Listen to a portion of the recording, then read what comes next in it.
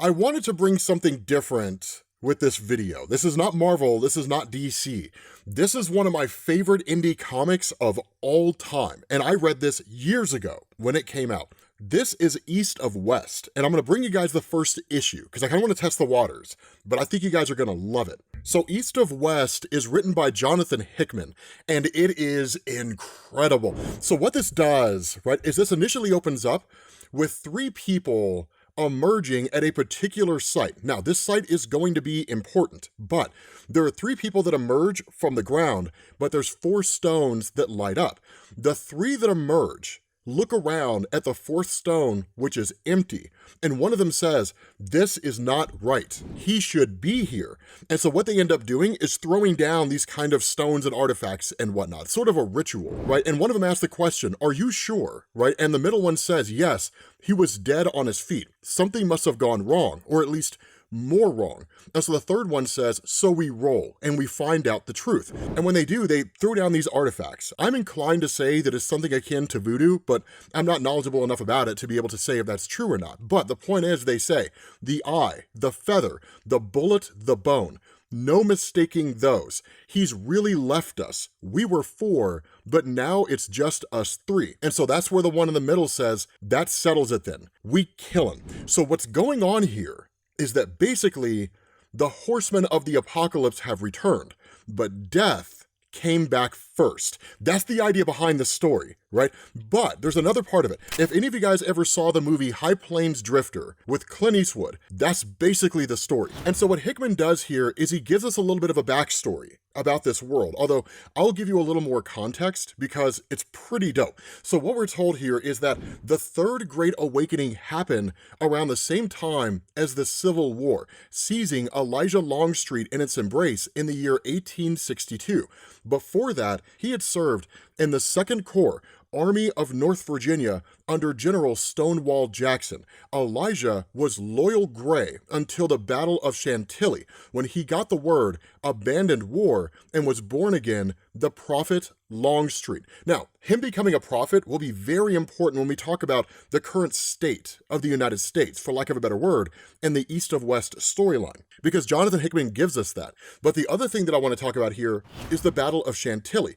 That happened in 1862, and it's one of the most important battles of the Civil War, because it was basically the battle where the Confederate forces, led by Stonewall Jackson, but on a larger level, led by Robert E. Lee, had pushed the Union soldiers and forced a retreat back to Washington, D.C.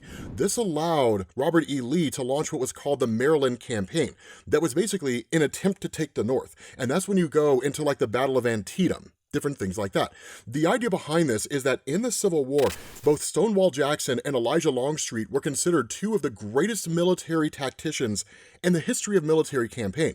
Even to this day, they still hold that strategy. But the fact that Longstreet had abandoned the conflict and walked away basically sets the stage for almost everything that comes next. Because what we're told is 1 year later, Standing Bear, the Ponca chief and only remaining holdout of the Native American tribes, laid down arms before the strongman of the Lakota.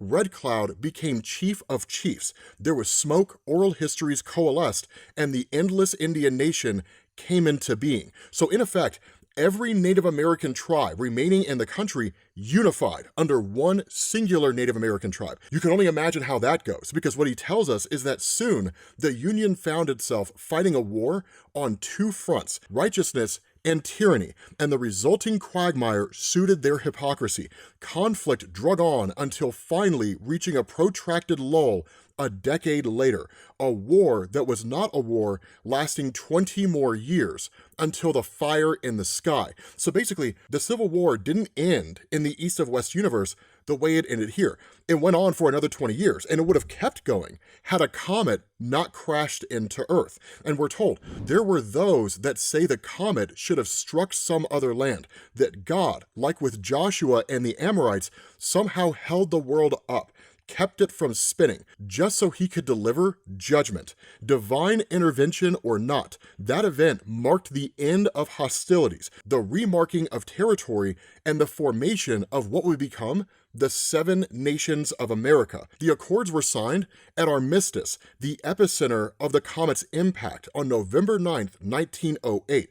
It was significant, historic, and the third most important thing to happen that day, because in Atlanta, the prophet Longstreet penned the second book of Revelation, and Red Cloud shared a waking vision with his council of elders. Then, upon completion, and by all accounts, at exactly the same time, both Longstreet and Red Cloud collapsed and died. The words spoken and the words written down, interlocking apocrypha, collectively called by believers the message, remained an incomplete, unsolvable mystery for half a century until the day it was completed, because on his deathbed in New Shanghai, the exiled Chinese leader, Chairman Mao Zedong, penned an addendum to his Little Red Book, his portion, the missing portion of the message. The three were now one, and the message was the story of the end of the world. Having said that, we'll jump to the next part here in a second, but I want to provide some context to you guys, because one of the cool things that Hickman does is he shows us what the world actually looks like now. So I've created some kind of ad hoc graphic here and overlaid it with the map that Hickman gives us. But for those of you guys who are driving and can't see this or something like that, here's basically what it is. You've got 8 sections. Technically you have 4, but 4 is the central point, the epicenter of the comet's impact. So it's kind of its own location. The first location is basically all of New England, stretching down to Ohio, Indiana, Illinois, going to Kentucky, over to West Virginia, Virginia, and then back up to New England. That's the Union. Now the South is the Confederacy, right? That's Alabama, Georgia, Florida, South Carolina, basically North Carolina, and Tennessee. The third section is the Kingdom. That's Elijah Longstreet. So basically Arkansas and Mississippi and Louisiana. Keep in mind, this is not drawn perfectly along what we would now call state lines, but you guys get the point. The fourth section is again the comet's impact, which is dead center in the United States, right? Basically right where Kansas, Iowa, Nebraska, and Missouri meet one another. But the fifth and sixth sections are kind of unified in the sense that the fifth section is like the burning plain. So no one really goes there, but technically it's under the control of the group that controls the sixth territory in the United States, which is the Endless Nation. That's where all the Native Americans reside. It's the eastern half of Montana, Wyoming, Colorado, Nebraska, Iowa, Minnesota, North Dakota, Wisconsin, and the part of Kansas that exists outside of the comet's impact. The seventh section is the Republic of Texas, which is exactly what it sounds like, right? Texas, New Mexico, Oklahoma, again, a little bit of Kansas. And then you have the eighth section, which is the People's Republic of America, basically Chinese territory. This is the eastern half of Montana, Idaho, Utah, Arizona, California, Nevada, Oregon, and Washington. So the entire West Coast, for lack of a better word. This is how the entire country is split up now in Hickman's East of West. And if you choose to buy this comic and read the rest of it, it's really cool when you start learning about all these different territories. Right? But having said all of that and getting this whole backstory behind the East of West universe, we end up switching over to the Man in White. And so this guy walks into a bar, and I'm gonna put on a Western voice here because I've been trying to get into voice acting. I don't know if it'll sound cool or not. I'm a little nervous doing it, right? But he walks into this bar and he just says, "And so I have arrived." And the funny thing is the bartender just says, "Welcome to the Atlas, stranger. The world out there is dry and dusty. I can make it better. What'll you have?" Now, I will tell you ahead of time, this dude is dope. The Man in White, he's amazing, right? Because what happens is he looks at the bartender and he just says, "The world is beyond saving, but I'll take 3 of the blue." And the bartender looks behind him and he sees 2 Native American travelers with him, but notice they don't look human. They look like they're dead and came back, essentially. But I will specify, these 2 are incredibly important to the story of the Man in White. And so the bartender ends up addressing the Man in White and says, "Pardon me, but I failed to notice your company. Sir, you find yourself today on the edge of civilization, and the edge of late is bloody. So it doesn't matter one bit who's vouching for the unclean, but I'm afraid their kind get no service here." And that's where the Man in White just looks at him and says, "The wolf doesn't drink. He's a particular sort, and the crow, she would never drink here. So the whiskey is all for me. Now pour." And at that point, the bartender's like, "Okay, the blue," right? And so at that point, once the Man in White gets his drinks, he looks back around at everybody in the bar, because this is a soldier's bar, right? And he says, "Gentlemen, soldiers, to the fall of empires and the illusion of republic." And that pisses off everybody inside this bar. It's like walking into a cop bar and talking about how the country would be better off without cops. Yeah, it's gonna piss everybody off in that place. And so when that happens and he sits his drink back down, the bartender kind of leans over and says, "Mister, perhaps you didn't understand earlier, but this bar is full of Union soldiers, frontier boys from the French. Are you looking for trouble, or are you just plain damaged?" And the man in white just responds, "You say that as if I have to choose." And so in that moment, the Union soldiers approach everybody and they just say, "Best step aside, savage. This here is the modern world, and progress has a way of rolling right over the indigenous. Me and mine, we are all so very progressive. Understand me, chief." And he pulls a knife on the wolf, right? This just big bear of a man. And in that moment, all hell breaks loose, right? They're screaming, blood flying everywhere, limbs are all over the place. We don't see it, right? But instead, the man in white addresses the bartender, right? While all this chaos is happening and the bartender looks horrified, the man in white addresses him and says, "Now that is a fierce look of dread your face is wearing. You see something scary? Well, that's okay. It's all right to be afraid, as you should be. These are fear-producing times. Look around you. This is a fractured land, once whole, now cracked and broken. And that is where fear lives. The spaces in between. It's stronger than the waking world. Find seed in the darkest parts of your mind. Fear is real. Now look at me, son.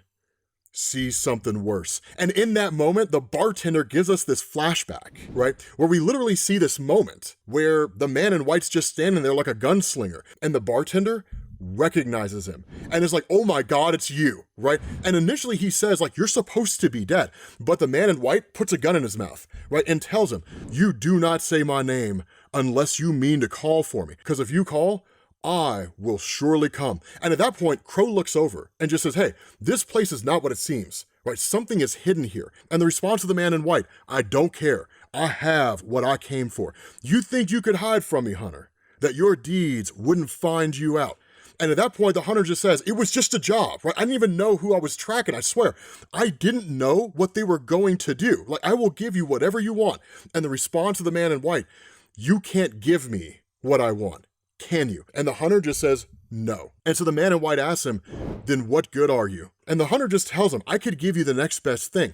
The man who hired me. They won't be hard to find once I name who they are." And just the man in white looks at him and says, "Buy an agent by his silence. Doesn't your kind have a code? Never give up a contract?" And at that point, Hunter's just like, "That doesn't matter, man. With a gun in your face? Yeah, that doesn't really matter." He's like, "Doesn't your kind have plenty of experiences with men selling their souls just to breathe one more breath? Honor gets buried deep within the body. I want to live." Which makes perfect sense, man. This guy wants to survive another day. And so at that point, he hands this piece of paper over to the man in white and he says, "But I'm guessing you're going to kill me anyway, aren't you?" And the man in white just looks at him and says, "Crossed me once and lived. That's a mercy you won't find again. Remember that." And so at that point, they leave, but Crow stays behind, just standing there looking at Hunter. And she just tells him, "I would have taken your eyes." And then just walks out, which is a pretty ominous statement, right? But once they get outside, the list is being looked at by both the man in white and the wolf. And the wolf just says, "That's not good." And Crow asks, like, "Is the list good?" And the wolf says, "Oh, it's solid, but look at the first name." And when Crow looks at it, she's like, No. I am not walking the White Tower." Nothing there but lies, and the lion mouths that produce them. And at that point, the man in white says it's also warded, bones and bonded. The two of you couldn't get within 50 miles if you wanted to. And so Wolf just says, "Still, they won't have the chalice there, my friend." And Crow agrees with him, right? It's too public a place to keep a secret, too risky, even for someone that holds his secrets close. And the response of the man in white, "I know. Right? Suppose I'll have to think of some other reason for my being there." And he says, "I recognize one other name on that list, but that's fine. Find me the others. I'll see you on the second day at the Golden Bridge." And races off on just this funky looking motorcycle type horse looking thing, because this entire story takes place in the year 2064 It takes place in the future. And so at that point, we switch over to the Three Horsemen. And to kind of clarify who is who, the girl here with the longer black hair, that's Famine. The boy is Conquest. And the one with the shorter red hair, that's War. So now we kind of know who we're talking about here. And the really interesting thing is that Conquest is just like taking one of the bodies of these guys and just dumping it onto a pile. And it's like, that's the last one because they've killed everybody here. And War just says, I hate this part. And Famine asks, right, killing people? Like it's kind of what we do. Like it's our thing, you know, like I like this part, the killing part. And War just says, I'm talking about being reborn, a season as children while we transition and the other changes that come along with it. Most likely talking about puberty because who the hell loves going through that? Puberty sucks. And Conquest is just like, oh, I love this whole part, right? Is there anything better than when one of these parasites freaks out, realizing they're about to get struck by a 6-year-old. And Famine's just like, yeah, how about when they try and hug you, right? And Conquest is like, oh yeah, I know. That look they give when they pull back nubs. And Famine's just like, where'd my hands go? Where'd my hands go? Like, they're literally just making fun of the idea of all these people they've taken out. But then you start to get some real insight into how they see them. Conquest just says, these people are cattle, and the herd needs culling. And so War just says, and who better than Famine and Conquest to do the job? And Conquest is like, exactly, right? And Famine's just like, I'm an unyielding apocalypse, which is probably one of the coldest lines that I think I've ever heard anyone say, especially a kid. And so War just responds and says, and I'm just saying, for 1,500 years, I was War, glorious warrior with amazing lady parts. And now I'm stuck in the body of a dirty little boy. I wish it had not come to this. And so in the midst of this kind of back and forth between all of them, they hear a voice, right? Conquest spins around. It's like, did you hear that? And there's like a person kind of talking under there. And War's like, we missed one. Right, this guy's still alive and like screaming for help. And so when Famine gets over there, this guy's like, where's my family? And the response of Famine, oh, I'm sure they're around here somewhere, right? But hey, way to fight, right? You put up a fantastic job, right? Way to hang on. Natural selection would have loved you. And so this guy asks, like, aren't you going to help me out of here? And Conquest is just like, I don't know. I mean, do you know any jokes? And the guy's like, what are you talking about? And Conquest is like, jokes, you know, like, haha, jokes. Like, do you have any good jokes? And the guy's like, what are you talking about? And so Famine just responds, I don't know, seems afflicted. Right? And War's like traumatized most likely. And so Famine just says, maybe an example will knock something loose. And Conquest's like, I don't know. Couldn't hurt. And so at that point, Famine's like, knock, knock. And Conquest says, who's there? And Famine says, the Four Horsemen of the Apocalypse. And Conquest says, and then he would say, Four Horsemen who? And then there'd be a funny bit at the end. Got it? Jokes. That's how jokes work. And the guy's totally flabbergasted by this just sadistic situation. And when he starts to talk, the horsemen are like, what? Like, what's the deal? Right? What do you want to say? And the guy says, there's only 3 of you. And so they look at him and just start stomping him to death, right? They just kill the guy on the spot. And so at that point, we pick back up with the man in white at the White Tower. And this, ladies and gentlemen, is the best part of this first issue. It's bonkers because we find out the first name on the list, the person the man in white is going after, because we pick up in this office and the man in white walks in and just says, hello, Mr. President. He's going after the president. Like, holy cow. And the president just looks at him and is like, how did you get in here? Right? And the man in white just says, there's no doors that I can't walk through anytime I please. No place that I can't reach, and no man that I can't meet. And so the president asks him, right, who are you? And he says, oh, it'll come to you. And he says, so this is it, the very heart of your republic, the seat of power. Such a meager meal, power granted. Lose the loyalty and gratitude of the people, and it all falls apart. What a fragile thing. And so he just kind of like leans over, and he asks, do you believe in hell, Mr. President? And the president's just like, there's agents outside. All I have to do is call them. And the man in white just says, no, don't do this. It's not the way you want to go. There's no move here. No bluffing, no posturing, no politicking. Here at the end, you need to accept what you're responsible for. And the president has no clue what's going on. Right? And it's like, I don't know who the hell you are, but we are done here. And at that point, the president just takes off running. And the man in white is like, well, that's true. Just not the way you mean. And so when the president goes busting out of the doors of the Oval Office, the man in white just says, there's no salvation out there, Mr. President, because when the president gets out there, it's a hallway full of dead bodies, right? The man in white killed them all. Every single soldier that was here to protect the president, they're all dead. And one of them kind of looks like Captain America. It's not, but one of them looks like him. And so in that moment when the president's standing there, the man in white pulls out his revolver and blows his kneecap off, blows this man's leg apart.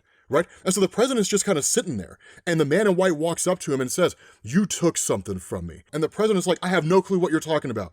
And the man in white says, "You took something from me in the Badlands." And when the president looks at him, he immediately realizes who this guy is. And the president's like, "No, no, no, no, we killed you," right? And the man in white just says, "No, what you did was worse." And so the president tells him, "I don't have what you're looking for." And the man in white says, "I know." And the president just says, "I can help," right? And the man in white's like, "Not looking for help today." And so the president's just like, "Then what even is this? Why are you here?" And the man in white just says, "A message. I have been called Abaddon, the Reaper, Fool's Bane, and the Grey Walker. Now, say my real name, you son of a bitch.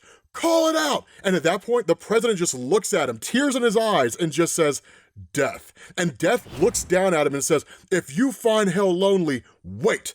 Company is a-coming soon," and just opens fire on him, kills him on the spot. With that being said, guys, we're gonna bring this video to an end. I told you, East of West is amazing. And this is only issue number 1. It's only issue number 1. It's a phenomenal story. God, Jonathan Hickman is an amazing writer. But yeah, we're gonna bring this video to an end, guys. Make sure you go out and buy this comic. Thank you all for watching, and I will catch you all later. Peace.